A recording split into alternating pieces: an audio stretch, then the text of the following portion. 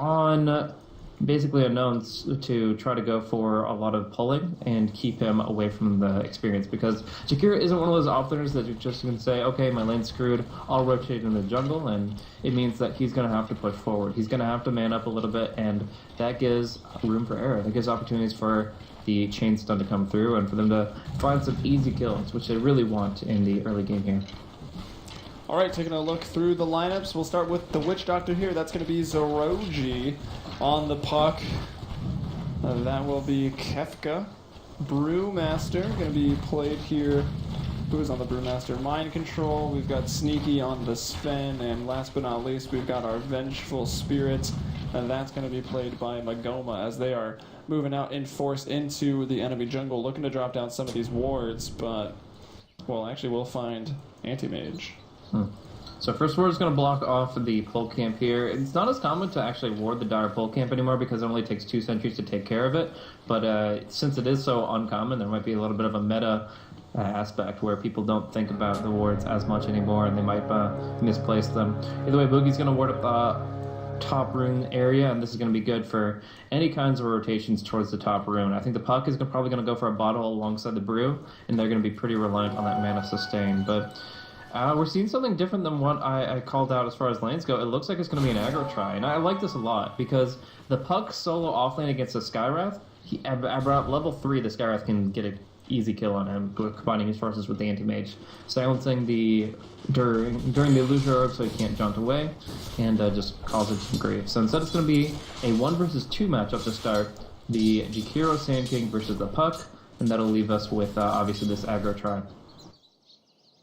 Yep, looking at that, it's going to be made up of the Sven, the Witch Doctor, the Vengeful Spirit. Not too surprising to see the aggression come out. I mean, against the Anti-Mage, I mentioned it on the draft. One of the things you can do to at least slow him down is just do that aggressive try. Here's JRX, though, playing one of his heroes of recent acclaim with some body blocks, with some stuns, some crazy first bloods he pulled out at Dream League on this hero so far. Since then, though, the 4 anchors, maybe even on a little bit of a slump. Haven't had much success here in the last couple of games in Starladder. I think they had one upset the other day, but there's been a lot of games I can't even quite remember. Yep, so he's going to trade a lot of hits, and there's going to be the first blood spilled there that if they connect with any stun, Anti-Mage is in for a lot of trouble. He doesn't have Magic Stick and doesn't have any points in Spell Shield at only level 1, so all they need is 1 stun to connect, and they can follow it through for the first blood there. Very nice kill, and it's the entire tension of this laning phase is to make sure the Anti-Mage doesn't get creeps, and if possible, kill him off. There's so much regen, too. Started with 8 tangos and a cell. Yeah, and it's just not enough because it's not the static HP, it's what he needs. But yeah, there you have it. Jerax down bottom was forced to buy up another clarity here. The puck actually canceled both of them just to make sure that he wasn't able to keep the stuns rolling there. So he did lose a bit of HP, but it was for a greater cause because he knew he wouldn't be burrow struck as frequently. Though now Jerax is kind of waiting, hiding, lurking, and has full mana. I think that's pretty good words to describe his playstyle. In Dota 2, middle lane Mind Control versus Valix. This is a lane. There it is, Jerax with the boots.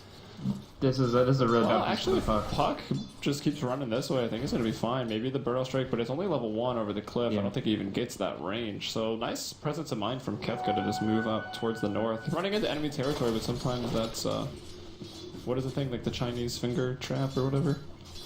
Yeah, that's the thing. I don't know how to apply it. I'm trying to make the reference. Like, you have to go into the trap to get out of it. I've never been able to solve those things, so I can't comment on.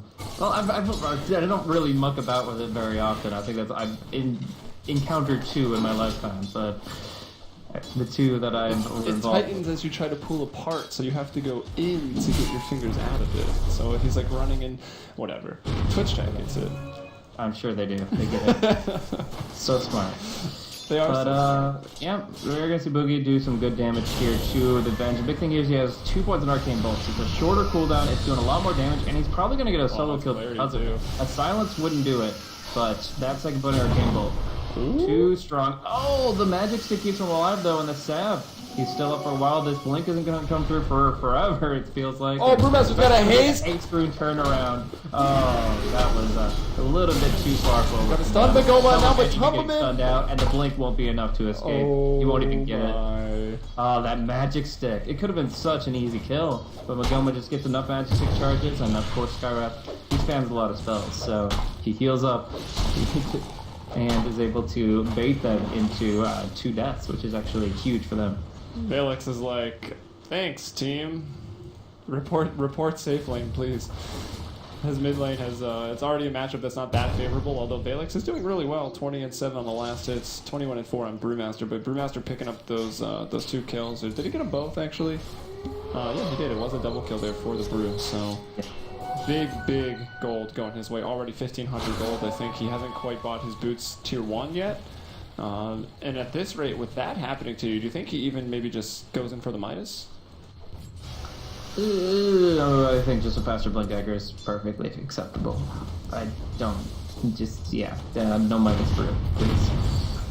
Alright. I've seen it a couple times. There's nothing I really agree with, but I think if you do take the Midas route and actually build up your Aura Brewmaster and some like actual carry items instead of say the Ag, then it'll fall off not as hard in the late game, but Matumbaman another big kill potential if you're in the top lane. That cast doing it good.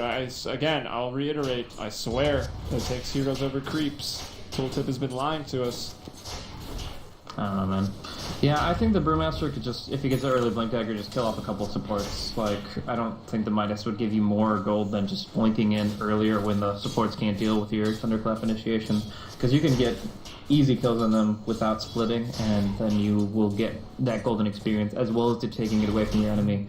So I think it's just better in general. Trixie is going to get silenced up on the bottom lane. It's just a trade back and forth, since the Jakiro knows he has the HP regen from Tranquils, as well as a Ring of Regen. And, of course, he's naturally tankier, so it's pretty nice for him to be active and aggressive, though he might have to back off the lane once or twice to restore his HP. Magoma trying to force out some more plays to be had in the middle lane. He's wrapped around hiding in the little tree lane. He actually leaves it now. We'll find Boogie again. Boogie probably going to think twice before he keeps throwing out the spells this time. I thought there were some clutch plays from the Skywrath popping the Clarity to continue spamming, obviously, the stick plays by Venge, but actually they'll just, in passing, walk by each other. Might not even have seen each other just because it is nighttime. Approaching 6 minutes. The runes looks like top is going to be gobbled up by the Radiant, no problem. The Haste rune in bottom will actually be going the way of Trixie, who has not died yet. We saw a lot of dead Jakiros yesterday, and Trixie was quite a few of them. But here he is, 0, 0, and 0, so holding on. Important thing here is Jack's getting his stacks off. This is a double stack on the hard camp, and he is going to be able to sandstorm that down. So he's going to be able to move in towards level 4 here. Often you get like a really good hard stack triple camps, and you're going to be in a position to get level 5 very quickly, but he's got experience being leached from him, and it is only a double. Oh, one creep kill from Magoma, but he will die for it, I believe. The last right click there. Oh, the stick again! Are you kidding me? This is ridiculous. Well, the play was definitely going to be made. Mind Control, though, ran out of mana. I think he wanted the Primal Split right away. He might think about throwing it out, and he will. JRX was able to get into the tree line. If he thinks he knows where JRX is, he could have went from here to here and got out of the tree line. He was probably what Brew thinks, and obviously you can't see him. But if he immolated from the high ground, that would have been pretty if he just cut the fire cannon there, had he known, probably would have been man. Going to be stunned up. It's 3 stuns. You connect with 1 stun, he's dead. And the blink animation makes it so that's not always possible. Like if it's a blink dagger, that's instant. With the anti-mage, there's a small little spin around swirl time where he's doing his fancy not magics. I think at this point you'd rather have, what is it now on Anti-Mage, the 3 deaths on your Jakiro as opposed to the Anti-Mage, as Matumbaman having a pretty hard time. He's got 26 last hits, 3 denied. Compare that to the Brewmaster for Unknown. That's 44 and 8. The Death Prophet, though, doing well, a little under 40. Trixie also going to get quite a lot out of this. See if he wants to go for it with this Ring of Regen, maybe rushing out the mechanism. A lot of ways to go with that. Headdress, Force Staff, we'll see. But for now, he takes the tier 1 tower down bottom. That's a big deal because, of course, he's the one that can now rotate. The puck is still kind of resigned to his lane, wants to get Blink Dagger up there too. Nice Sentry Ward coming out onto Jarex here. They will be able to chain up with the cast, bouncing around. Not back to the Sand King, but they still get the kill. The Sentry Ward is also going to prevent him from sandstorming down these neutrals later, but for now, it's going to be Magoma being chased down. The Magic Stick is strong with this one, though. It's like all he's been doing is running away this entire game. Hey, great bait. I radiated our bait. Yo, I think Jakiro going for the helium tested, improved double tranquil boots. The regen stacks, it's hilarious. It's kind of dumb, but also completely overkill. He's not going for it, but it is actually really funny. There's Blink Dagger already up, and the range for that clap is there if you just use it. And I'm pretty sure that'll hit, but they want the Dream Coil to be sure of it. And actually, you might lose the kill. No, Gosh. I don't know. That was weird communication there. No, you Dream Coil. No, you Thunderclap. No, you Dream Coil. And eventually they'll get the kill, but narrowly. The stuns were used. It's so sad right now in his jungle. The Sentry Ward gives sight to the neutral, so he cannot sandstorm down this camp. It has to be cleared by the Death Prophet. Dude, that's genius. You didn't know that? I mean, I knew, but I didn't really think about it. It's so fucking annoying. Like, the second I saw that word, I'm like, oh, that's gonna fuck him up. But Anti-Mage does again. The God Strength committed this time around. I mean, it is bottom line. They get close enough. They get like within 200 units of him, so they can get the stun out. He can't have time to blink it. That's all that's happening up there. Is they have 3 stuns, and he's not keeping his distance. He wants to farm the creeps. But yeah, it happens a lot when you have a Sentry Ward up here on the kind of top room spawn area. Yeah, if you were it'll look over, and that camp is just completely unstormable. But in this case, they use it to get a kill on him and frustrate his endeavors. The supplement probably doesn't mind very much, but I've missed a few of his deaths analyzing JRX and his plays in the bottom lane / his jungle being sentried up. Matumbamin's like, yeah, it's cool. He's dead 4 times. Go to the bottom lane, though, taking away the mana. Kefka trying to get the mana void, but the tree line vision, he can't get the line of sight, and that allows Puck to take that orb away. Matumbamin with the blink, though, in 1 more second. He goes for the 1-1-1, 3 points into the stats and the mana void. Actually rolling the 1-1-1-1 build on Anti-Mage. As you pointed out in the draft, there's not that much magic damage coming out. A lot of physical from Unknown, and not putting more than 1 point in the spell shield. In the laning phase, it's going to be a decent amount of magic damage, but later on, it's all about the physical, the God Strength, the Death Ward, that kind of stuff. And honestly, the spell shield is really crappy anyways. Magoma going down under tower, tries to go for a cheeky play, but there's no free anti-mage kill here, only the death as they see the rotations, and they go for the tier 1 push up top. Just had a question come in on Twitter, which is actually pretty interesting. Do you know if basically Unknown inherited Cloud9's record? I'd have to ask the admins on that one. I told them we'll find out. We'll try to find out after this game. It was hardly even really announced to us. I only found out the schedules by Gosu Gamers, as I'm sure most of you probably did. Based on precedence, I believe that is the case. Yeah, so that's like Tech Loss versus X Game versus MYI. Those are probably the teams that had the better chance of taking a win off of, unfortunately. But we do see smoke down bottom. Matumbamin this time quick on the blink away, but they're still in pursuit. They get the Dream Coil, and not really much place to run from here. They will silence him, they will stun him, and they will Death Ward him. Yeah, they might get him though. There's not enough stuns, and the Vengeful Spirit with all the bodies in there and the traffic, he couldn't find up the follow-up stun. Yeah, they needed the Magic Missile, unfortunately. And that's still the lower cooldown limitation on Blink, so he really needs to get that up to rank 4 right now. You know his next levels are going for it. That's the 9-second cooldown for his Blink, looking for the 7, and then the 5. Well, the standard build for Anti-Mage in safe lane farming sense is usually that you go for the 1-1-1. You don't even bother with extra points in Blink. You get extra points in stats to survive, just like he did. Because if you look at it, he's got +6 strength when he doesn't have anything but he had the interest on at the time. So he's actually pretty tanky for his levels, and it's actually better to have lower points in Blink until you start farming actively with that Battle Fury. Nice kill with the Mana Void and with the Crypt Swarm, but now looking to pursue on to 0. Has a haste rune still up, but doesn't go in, and that's because his mind control is waiting. Could actually dispel the haste if he goes for the split at the right time.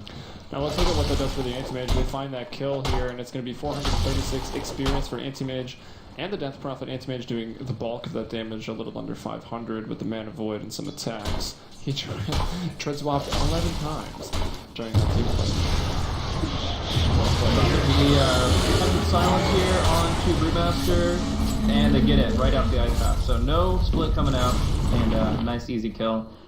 I guess they had actually a chance to TP out of that, now that I think about it. Like, obviously the split is your first reaction, but if there's a silence involved, there's no way it's happening. So if right after the ice path connected, he had went for the TP away. I think there were 3 seconds there, but it's hard to know that the ice path is only level 2. Yeah, the macro point does hurt. Jakiro's picked that up. It looks like it won't be the mechanism. He is going to go for the... He's... Alright.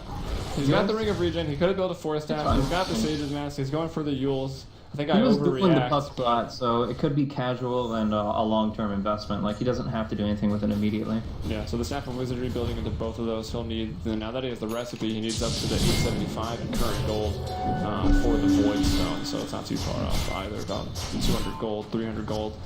And now up top pushing Sneaky. Puck is here as well. Very good. Oh, that'll be too good Burrow. It's just going to be one on the Kepka. The silence is there. He's not going to go down, though. It's close. Actually, the right click to follow will get it, and Sneaky Red Sven is a dangerous Sven.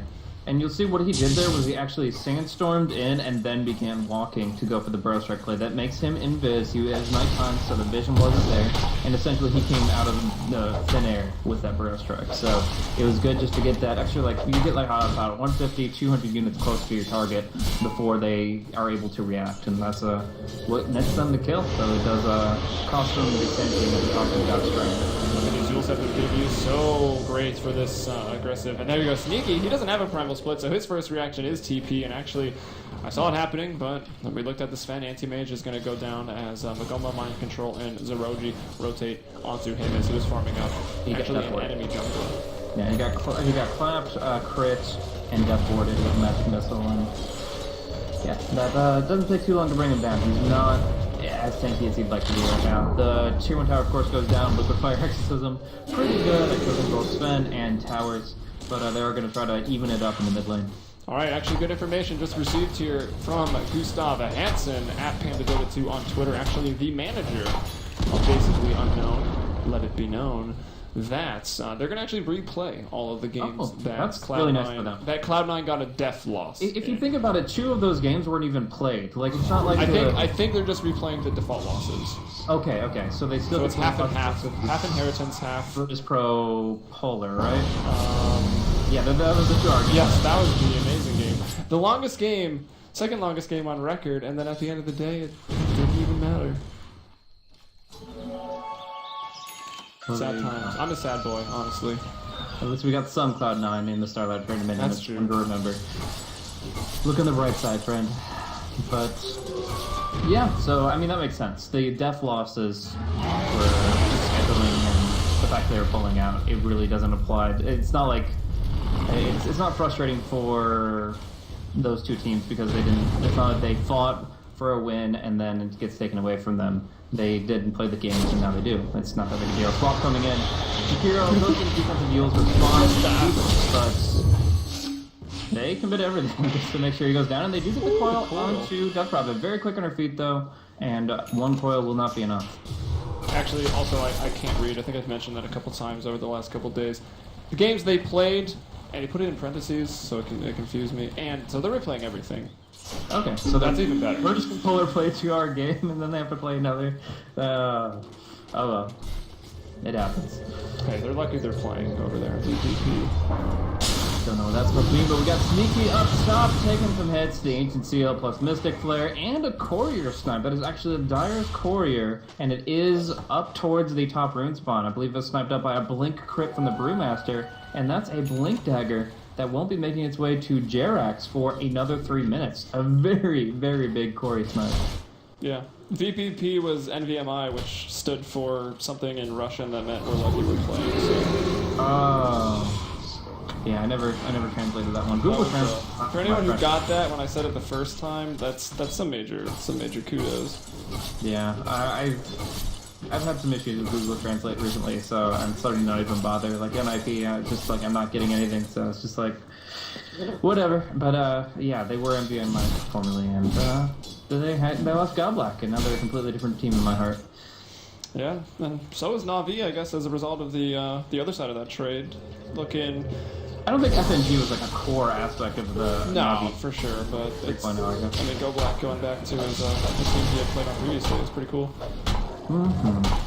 So, as far as item progression here, since we still have a game before us, we are 11-8 favoring Basically Unknown, but when we look at the golden experience, it's pretty even. I mean, a 2,000 experience advantage is all for a SC has. However, if I had to give late game to one team over another, I would definitely say the Doubleman coming back into the battle period should be able to outfarm anybody else, but you never count out the Sven, right? Anyways, the Sven is going to be building up a Blink Dagger right now. Did go drums. Yeah, Drum, Treads, the Magic Wand, and the Blink Dagger. He's in a really good spot to find some good picks and kind of snowball momentum now. I mean, this is where he starts initiating, and with this team, they have the damage that they need. Kefka also has the Blink Dagger looking at top lane. Boogie already knowing what's up thanks to the Observer Ward. They're still going to chase. They're going to see another coil here from Kefka. It's going to be just solo on a support. Trying to find those kills. Stun out onto the Sven. Going to get the Mind Stealer as well. Boogie will fall, but also going down for the puck. Not a great trade here for the side of basically unknown. And actually, the team fight is not done. Brewmaster also going to go in on the other side of this. He's going to the primal split. Meanwhile, Trixie stopping all the aggression in its tracks with the Ice Path. Sneaky going in, though, for it. The Immolate coming out from the Jakiro, trying to burn him down, but tumbling into the trees. Nice back row, Pyres the road. He's like, whoa, I don't want to stand in that. Now JRX looking for a big burrow. Might have to settle for just a single target. And now the Exorcism coming in, already cast as he TPs. JRX gotta get closer, pretty close to the range. Come on, the move speed differential. I don't think there is one. 350, actually 10 extra on Witch Doctor is the difference there. Yeah, I'm really surprised Volix did anything with that, because he had the double damage, he had the Exorcism, and he definitely could have at least used the Brewmaster. They could have gone to pursue on him, but he went for a longer range target, and the heals didn't connect. These bounces follow the anti-mage to the neutrals, and it almost was stunning up Matumbaman and Valix as Unknown were still trying to chase him down. These were some really weird fights, honestly. Like, the Brewmaster ultimate did some damage to the anti-mage, it forced him back, and then it helped kind of secure the kill with Jakiro after Sven goes in deep, but it didn't do all that much. And then the Exorcism, obviously, came in after the fact. Tower destroyed by the Dire, they took care of that, and then he TPs in, but he doesn't do anything with that either. So now they have no Exorcism to fight, there's no Primal Split to fight, but that Death Ward could be the difference maker here. Sand King gonna start things off with the stun, greeted by a Mystic Flare to the face. Magoma once again just eternally running right now. He will finally go down. Now the Death Ward is gonna kill Trixie. Stun, the Stormhammer, now Red Sven. He's an angry Sven. He's got that god strength, and he's gonna bring down the Death Prophet super quick. Mind Control working on Boogie, realizes it's a support kill. Not a big deal right now. They want to try to get some of these objectives, bring down the towers, and start to get a little bit closer to the Ancients of the Four Acres. Yep, so a pretty awesome fight for basically Unknown here. They're able to clean things up. The Jakiro died almost solo to the Witch Doctor. Did a lot of damage to him, and on the front lines, obviously, the Brewmaster and Puck got to do some work, Sven as well. So they were able to really just get the right targets brought down, and they got a nice gold swing in their favor. Experience on... two heroes got a ton of experience. Oh my god. Why is he still farming the lane? It's like 2 HP. That's unfortunate. I'm looking at the fight recap, and 2 of the heroes got tons of experience, and the other 3 got like a small amount. I'm guessing only Sven and Brewmaster were in range for like the Death Prophet kill. I think that was the bigger one as far as levels go. She's certainly up there on the Dire side, but yeah, it's kind of surprising that specifically Sven and Brew got a ton of experience out of that. Alright, Sinner was channeled and immediately cancelled out by Sneaky. Brewmaster and Sven, again, you said they were close in the last team fight. Well, here they are, up close and personal with the twin-headed dragon. They're going to forcibly fondle him down. Trixie, what is that? 0 and 6. He had a good landing phase, at least. He did. On the back line, Jarek, so maybe looking for like a blink triple burrow, but for now it's going to be just Boogie. Slowly stunning tower there. It's going to be an ultimate, and yeah, Sneaky's getting out of here. So this is actually Sand to just jump in and clean this up. Mind Control still might not go down here. They might even turn it around. Meanwhile, Sneaky TP'd up top to deal with, once again, the Anti-Mage is going to fall, and they will kill JRX in the bottom lane. It's a killing spree. He'll go straight back to base. The Dire deposited a ward as well as themselves to the soil on the Radiant side to make it a little bit greener. These fights are so wild. Like, everything's happening so chaotic. Everything's spread out across the map. Anti-Mage dying a lot more than he should, but I mean, in this situation, he still doesn't have the Manta style to help disjoint those spells a little more rapidly. So, yeah, Sneaky TPing away under the tower. The TP does not get canceled by the Sand King. I guess he was happy with him leaving because he thought he had a better chance of getting the Panda kill if he does not cancel the Sven. So he blinks, stuns the Sven. He dies under the tower thanks to the fact that the bench had a nice sentry ward, which I didn't check in time. But yeah, in this position, they're actually cleaning up across the map. And I guess Chaos really favors basically Unknown because any form of breakdown of coordination and communication is going to be better against veteran teams. So they spread the fights out a little bit here, and it really feels like all the fights they've won have been on multiple fronts, like the Witch Doctor getting to single out somebody with Death Ward, or in this case, just breaking it apart across the entire map. Alright, let's check actually, maybe not. Matumba gonna have to blink away after getting crit there from the Brew. It was a fairly even game, a little back and forth, wibbly wobbly with the graphs, but right now it's 3,000 gold advantage for Unknown, which isn't an incredible amount. I mean, we've seen anti-mages from a rocky start come out and take games super, ultra, hyper, omega late, as in a game that basically Unknown will actually have to replay. But 7,000 experience as well. The last couple minutes, starting around 20 up now to under 25 minutes, have gone fantastic here for the Unknown squad. They're going to smoke up on the Anti-Mage. They're going to get the Thunder Hide and the Anti-Mage.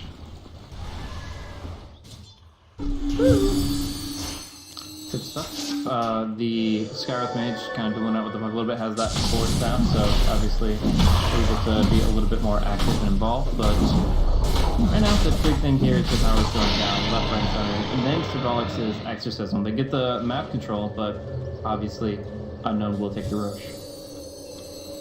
Yeah, so it's nice that they can get something out of that. It's a trade, and yeah, the tier 2 tower is not important, but yeah, if you're making a trade, you're behind. It's generally pretty good for the team that is behind. If you're ahead, like, you don't want to make trades. You want to get away with highway robbery and have the other team unable to do anything. And it is pretty hard to have complete dominance, but that is, I guess, the best case scenario. So we've got, where are we? Actually, still the Anchors with the highest net worth hero. We've talked a lot about Anti-Mage dying, but who's doing really well is the Death Prophet. 3,100 gold in the bank right now, 4-1 and 2.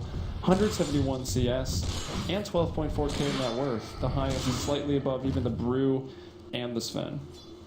And that's a really big deal because the only one that's going to have scalable damage to bring her down is either like a Witch Doctor hitting level 16, getting Ags up, or the Sven getting like his crit and Daedalus all together very quickly. So when it comes down to it, if she can get like a hurt in Shiva's Guard, she's going to be golden as far as surviving through the fights and causing a lot of damage when the Warcry has been expended. But yeah, Jarex is still kind of creep cutting the waves with this caustic finale, his Sandstorm. They still take down the tier 2 tower down bottom and kind of even the odds here. I mean, there's only one tower in advantage for the Death Prophet Jakiro team. That's kind of surprising.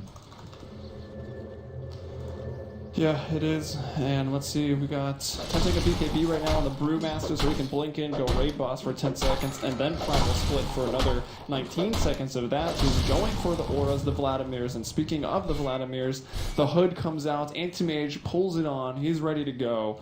Vladimir's Battle Fury. Ready to go farm, I guess. He's still got quite a bit of work to do before he can really jump into the fights and get that much done. He's 3-7-3, 137 CS, 4th in net worth among the core heroes, 9.3k, and Jakiro here at 7.1. And Puck actually, I think a pretty tough time here, played by Kafka. Last net worth in the cores. Yeah, if you just look at KDA, it kind of tells that story. Like, the fact that the Anti-Mage has died 7 times really set him back, but of all the deaths on basically Unknown, you have 5 deaths on your Puck, who's another hero that should be surviving through a lot. Nice blink away from the jump in God Strength Blink Stormhammer, and they did see that coming through the screen. But we'll only hit on Bollox here, but the Brew is ready to rumble in a second. There's the raid boss Brew, that 10-second BKB going over onto Trixie. JRX going to try to find some kills, help out. He focuses down the Puck, Mind Control blinks in, they will miss. Look at that. Up to the tree line, they'll spot him out, but they're not going to be able to cancel that TP in time. Either way, he's out of the picture for at least a couple seconds, and that could lead to the falling of this tier 2 tower. And meanwhile, bottom lane, Anti-Mage doing Anti-Mage things, channeling the Rat, trying to bring down the last tier 2. Actually, 4 Anchors have pushed down a lot of towers. They have tower advantage here. Yeah, by 1, but they're Well, the Death now Prophet evened out as they do the hero. Yeah. So in this position, the fact that they're even equal on towers is a bad thing. We have Jarex going for a nice little stun play.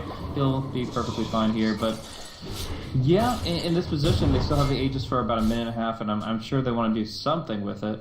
But obviously their options are limited, so it looks like they're just going to farm it out. The Aegis will expire, but they'll be rocking a little bit of crit on this Fen next time around, so he's getting pretty big. He has a strength gain of 2.7, and that is amplified by 200% when the ultimate is active. So that's actually a really big deal as far as his damage output. Each individual level can give him like about 8 damage, and that definitely adds up very quickly. Yep.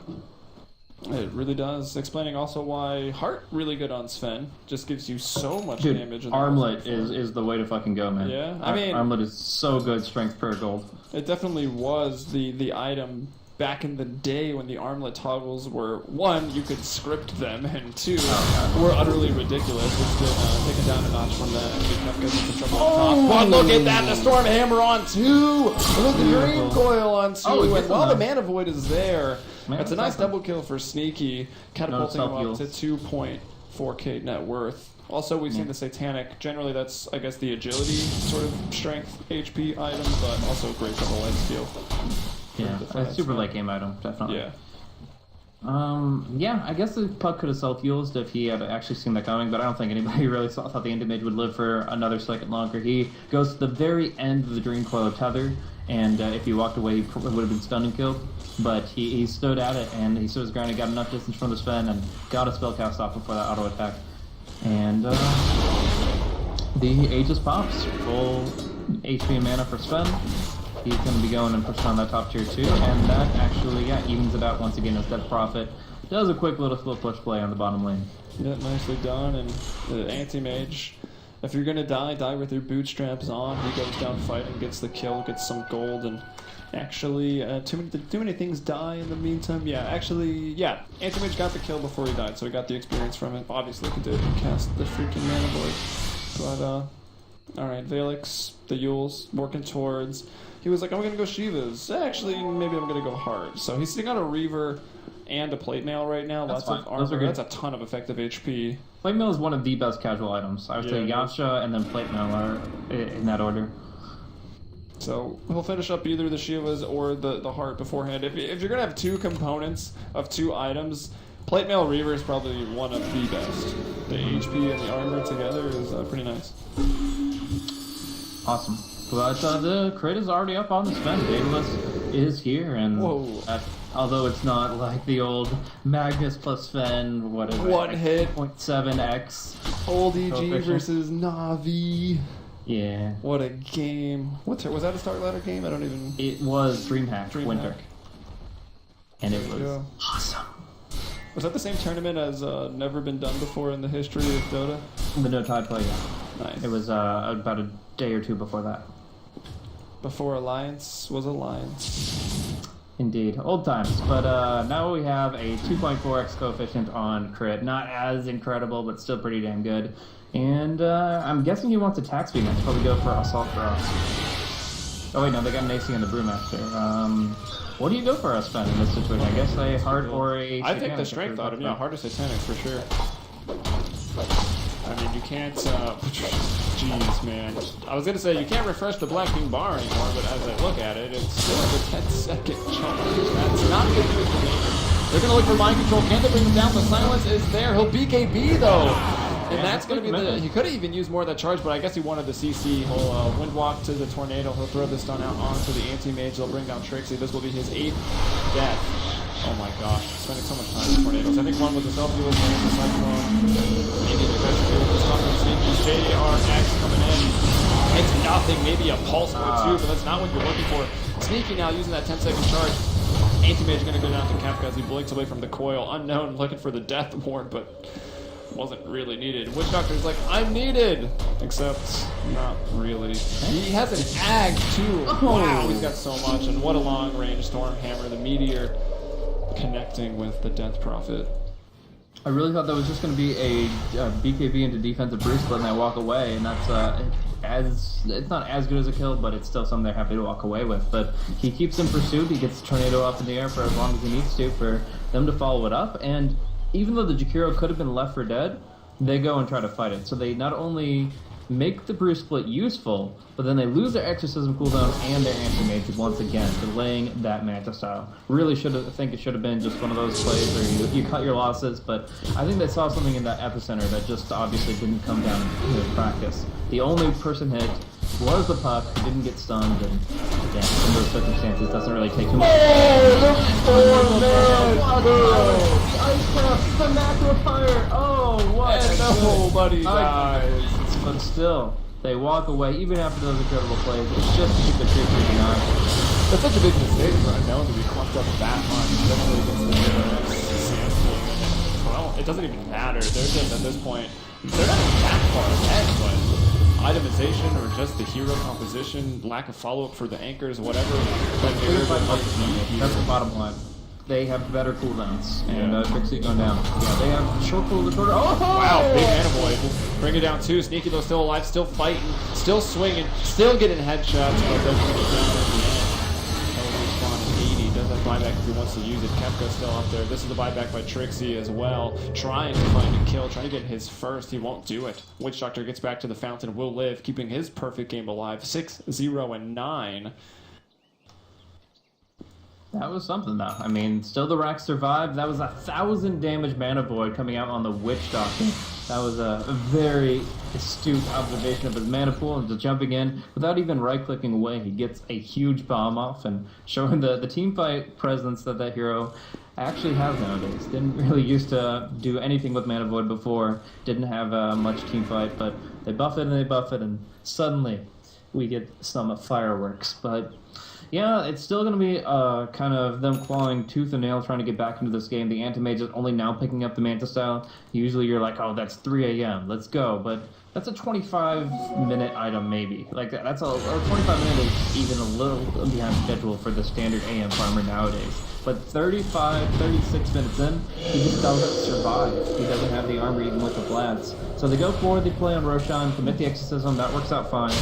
But let's see maybe a smoke play coming out from the side of the Radiant. Yeah, basically making their move. They won't be in time to stop the Roshan, but maybe to find a pick after the fact. And wait, Valak's left the pit. They actually will get in time to do something, but because they want to give the something that he ages. Let's see if they find anything after the fact. No, they're going to decide not to go for it. The exorcism, they don't quite know how much time was left. Not at all. I think that would have been a pretty okay time for them to go in. Maybe they weren't all quite around. Sneaky was a little further on the back lines, and it was yellow. Magoma was maybe not quite there. But, oh well, they're still not that scared. They're like, well, we're going to go back towards the middle lane. We're going to be a little safer about this. We've got the Primal Split. We've got God Strength, 8-second BKB, Ags on the Witch Doctor. Let's look at Puck's items right now. We're really looking for that Ags as well. Everyone's been running. And this is important. There at the start. And Ice Fire takes out the creep wave. The Metafield backdoor protection. They're going to Primal Split and bring down the building so fast. BKB and God Strength was also thrown out. And yeah, Brewmaster's like, oh, there's a coil. Uh-oh, JRX is in some trouble. And actually the Casket isn't going to bounce as he's going to scepters it off. Or maybe just no one was close enough. He bro struck away from people and it just hit him only. Yeah. Kefka will not be silenced, and or used up for that matter, but he's still going to be pursued. They have the blink dagger coming up and not soon enough. He's going to be right back down. So one casualty, but for the Rack, definitely worth it. So I actually thought there was some real potential there with Jax being smoked. That smoke epicenter is so damn good for catching people off guard. You won't be canceled for the most part, and you can blink in, Force Staff in, Burrow Strike in, and you will be able to get a lot of damage off. But the Sven just blinked it so aggressively you didn't expect it, and he was revealed very quickly. Oh no, the perfect game from Zeroji out of reach. That Prophet gets him, but everyone was there and involved in that. So they still have the Aegis and the Manta up on the AM. They know that the split is down for the moment at least, but if they get clumped up too much, if they get caught in a stun, the God Strength will come through, and they're going to be crit down so quickly with that cleave. So they just force a buyback, and they should be falling back, but they're so desperate to change the state of the game now they lost that Rax that they're committing. Going to try to use this Exorcism cooldown in a big way in this team fight. One of the first maybe 5v5 team fights that this team has been some already. They're going to jump in straight on Valix. They're going to come out here to sell field to get some more damage out of the BKB on Sven, though not really anything to deal with that. Puck. Now, is that a respawn or is that a buyback? That's just a respawn coming in. Yeah, he was about 20 seconds when the fight started, so he just came back into it. So they lose 2, it is just the supports, unless, is it not? Yeah, it's gone. TP out. Valix gets back to base, the spirits return. They're not able to go high ground though, and they lose a little bit more on the side of the anchors.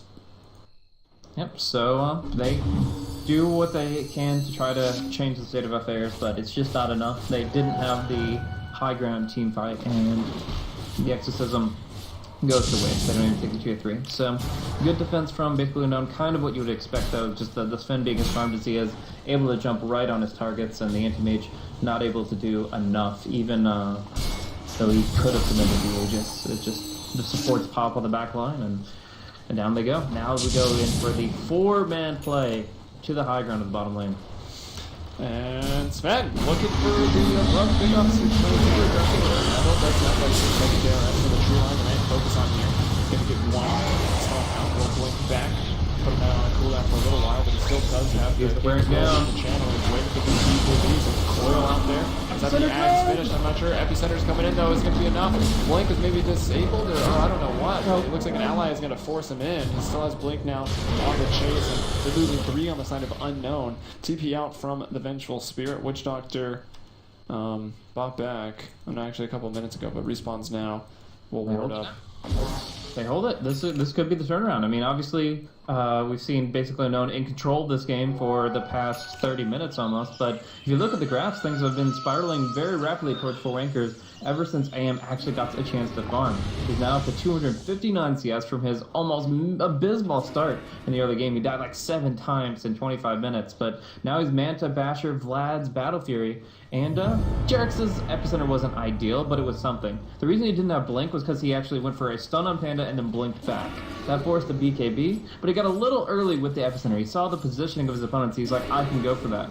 But if you go for that play, you have to shift Q your Force staff, which he didn't do. You shift Q Force, then you shift Q the Burrow, and that just wasn't the case. And now we see him jumping in to defend his Anti-Mage, who was forcing some action on the high ground. Another BKB force, but they'll just walk away with the Epicenter if they can. Unfortunately, there was no BKB on the Death Prophet, so he gets tornadoed up.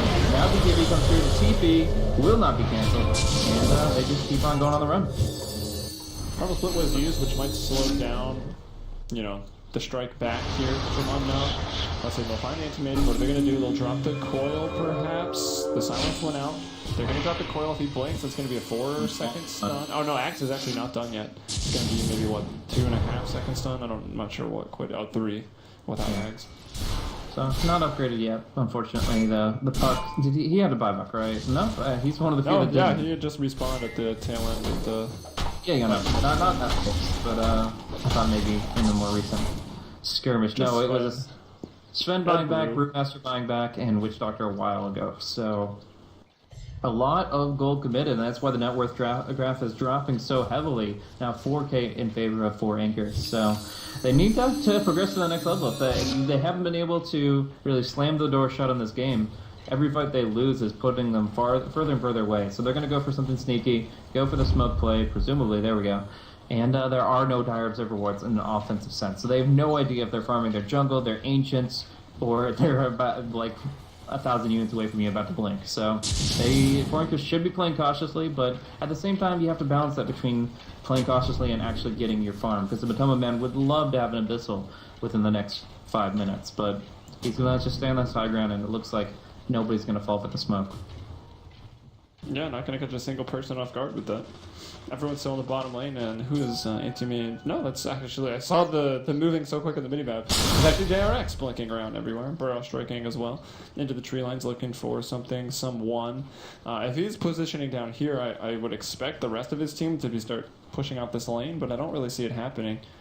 I don't know. He's making some rogue plays, just looking to keep these waves pushed out, make sure Anti-Mage doesn't have to do all the work. But with that caustic finale, it's really easy for him to do. Yeah, but they're just going to push the top lane instead, I do believe. And right now, we're in an interesting position in the game where the tides have turned just a little bit, but it's kind of still either team's game. Right now, there are full buybacks up for 4 anchors, though, so they can take any fight inside their base, and I believe basically Unknown are aware of this fact. So they're going to play it just in their own territory, spreading the map, farming out, and avoiding getting picked off. That's an important thing, because the Skywrath Sand even with 2 BKBs on your team, the Skywrath Sand is still very scary.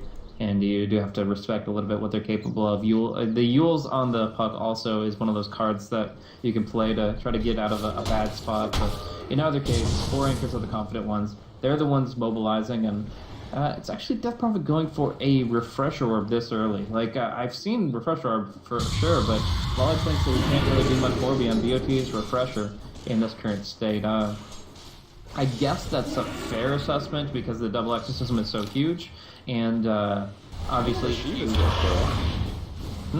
Oh, just kidding.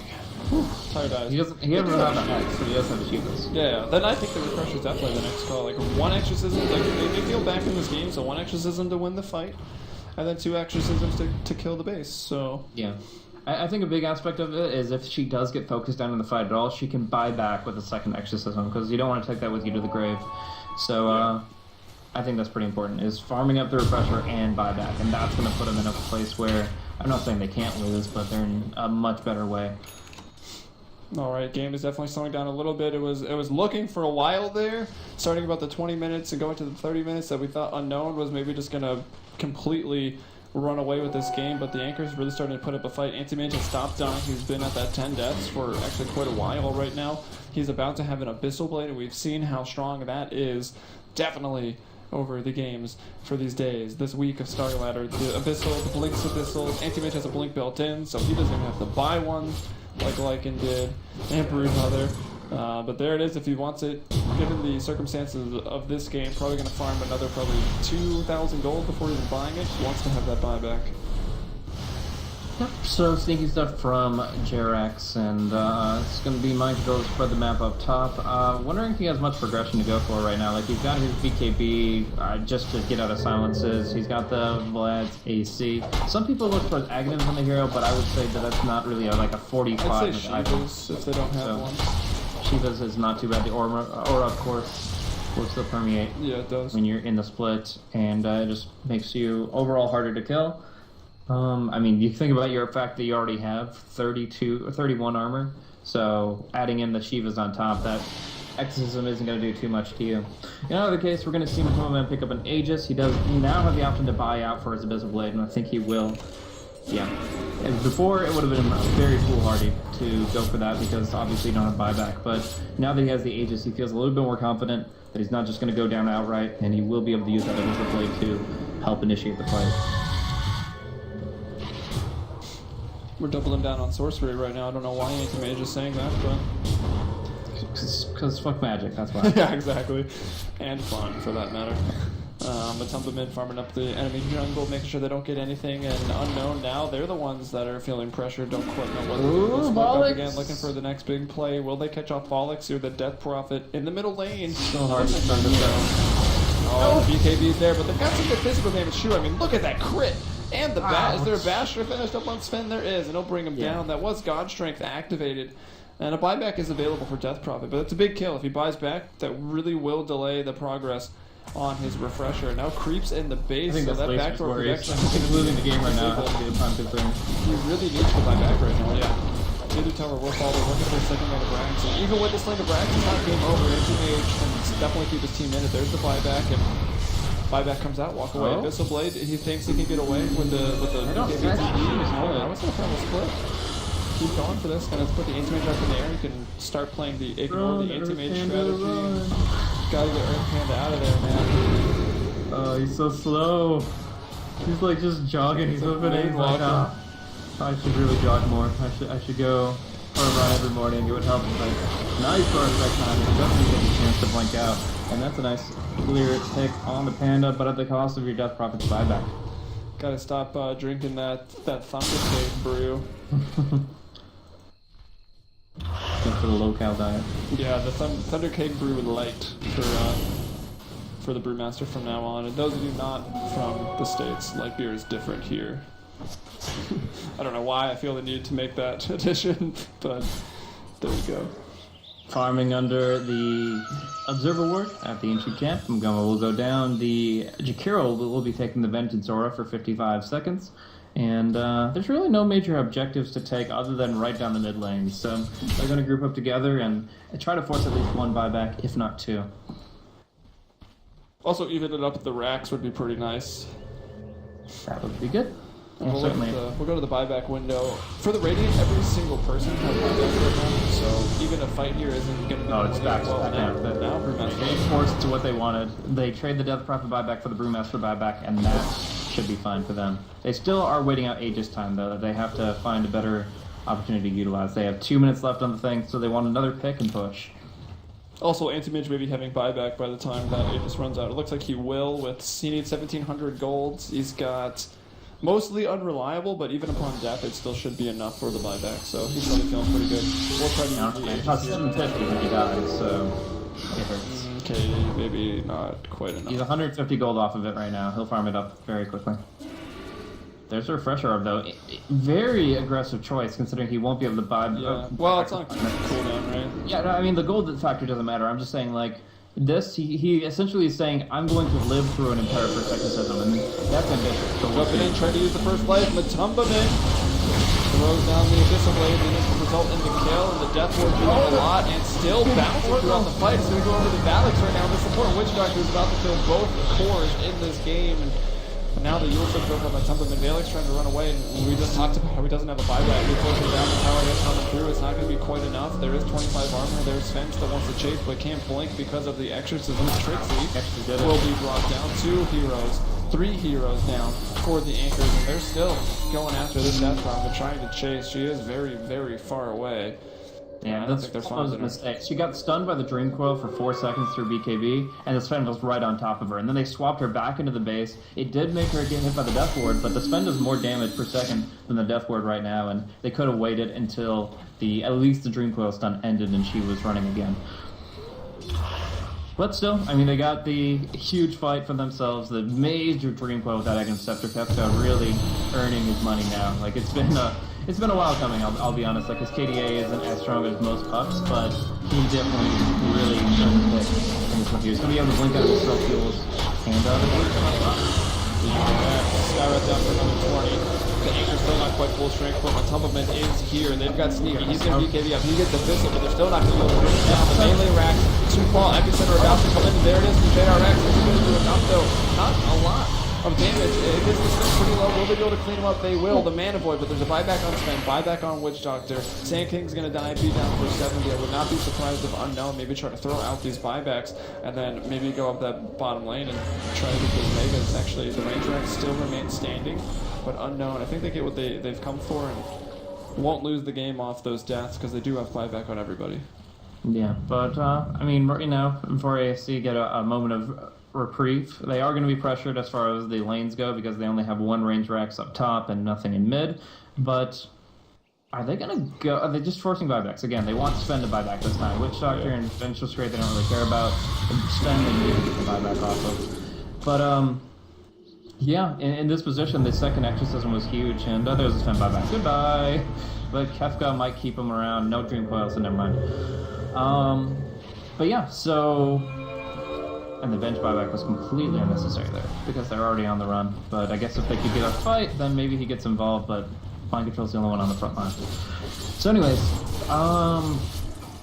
back to what I was saying, yeah, the second Exorcism really worked out there. Volix, if he just dies outright because they don't mismanage the Nether Swap, then the Refresher Orb feels really sour because you're going to be down for the count anyway, so you're not really getting that cooldown back. But now he's got that Refresher Orb. I was able to use that second Exorcism, and obviously it made its impact in that top lane fight. They were able to repel them, but only for now. I would have to say that I would say basically Unknown are in a better position in this game right now.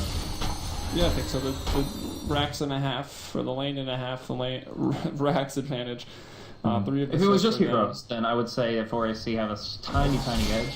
But with the racks on top, it's basically Unknown's game at the moment. Yeah, I'm just looking at the graphs for fun here. Some of the people were saying it looks like the Beyond the Summit logo. Pretty much does at this point. There's a steep decline there. Look at working on the second peak now as the anchors slipped up a little bit. They were up to a 10,000 lead. It's fallen back down to 4, and now they're starting to regain after they force out those buybacks. So it's definitely something very helpful for them. And putting those on cooldown. Only Puck and Witch Doctor with the buybacks now. If there's a full team wipe or something, that's probably not going to be enough to stop the anchors from just taking out the base and probably killing the Ancient. Alright, so item pickups that we haven't really mentioned much. The double Ethereal Blade coming up for ASC. They got one sinking, one on Skywrath, and it is good for damage amplification when they're going for plays with their Mystic Flares, with their epicenters and such. But a really big aspect of the item is just using defense against somebody that's getting hit by the Death Ward, or by the Sven, or both. If they're getting hit by both the Sven and the Death Ward, and then suddenly they're immune to all physical damage, that's a long time the Death Prophet's back in the game, where the anti-mage gets to survive. That is a very big deal, because obviously every second of exorcism counts. The self-fuels plus the defensive E-Blade ×2, and suddenly you get somebody immune to any physical damage for 10.5 seconds. That's going to be pretty nice when you're going up against quite a bit of physical damage. We've got Mind Control still trying to farm up. Has not decided on what that next item is going to be. I think we suggested the Shivas for that Brewmaster is at 4,700 gold. The Roji had an almost perfect game. He's 18-12 now, so still very, very good. And let's see the captain this, but they're going in. Oh, wow. There's the buyback on the Puck. He's trying to initiate a good shutdown almost immediately. Boogie, though, will fall.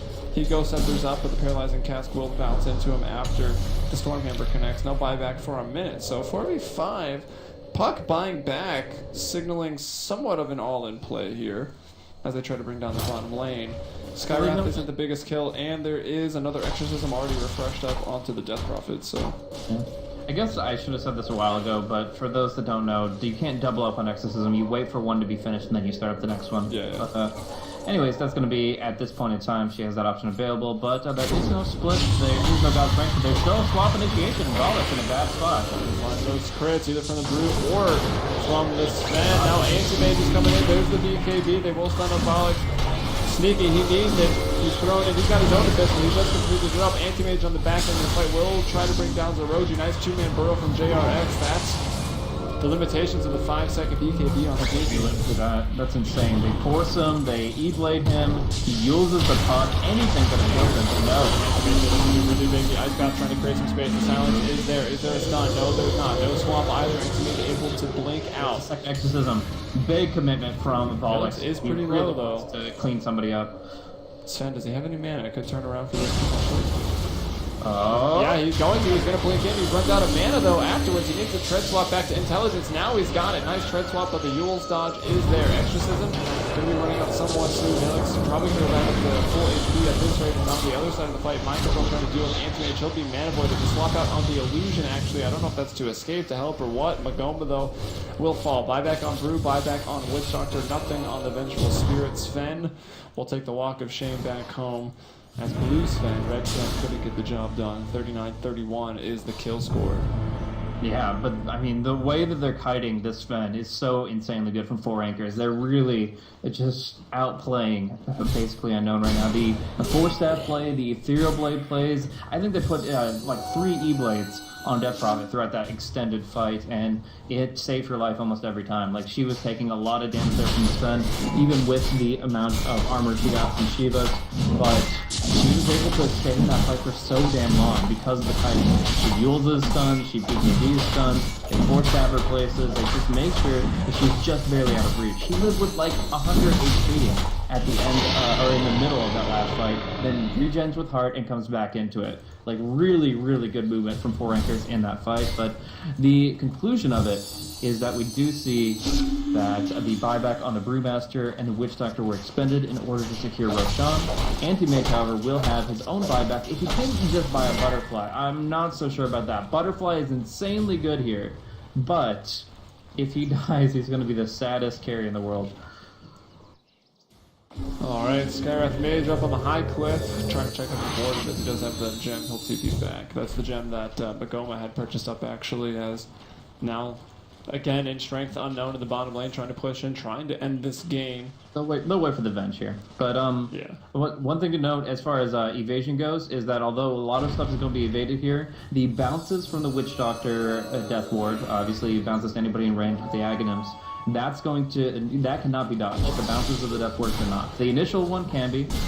Same with Sven's right clicks. Sven's right clicks initially can be dodged, but the cleave effect from them cannot. So have to be very careful about how you position yourself, even with this butterfly. And again, this is a very dangerous pickup because it could give them the damage he needs to kill off somebody and change the fight. But if he dies early, he's down for the count. Alright, well, they did wait for the Venge. She's here now. Puck with the gem, again purchased by Makoma. We've got a gem on each side of the field, actually two. One on Kefka, one on Magoma. Well, they gave the Broodmaster the Aegis instead of the Sven. Yeah, he's going to jump in first. He's been the one getting the fight started off, so if he can go in and die, and then just sort of win the fight thereafter. Looking at Ryback. Going to swap back out, and now the self-fueled over onto Valix. Goes up once again, going to keep her alive. Still has the self-fuels available. Sneaky, able to bring down JRX.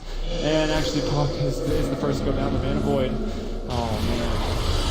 Puck down for 100 seconds. Go buyback. I might see there's the Primal Spell trying to deal with things, trying to do anything.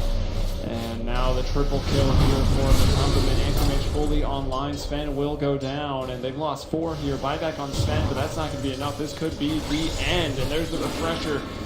Not going to use that next exorcism. We'll still have the current one available. And still still exercising right now. As, well, the second life killer.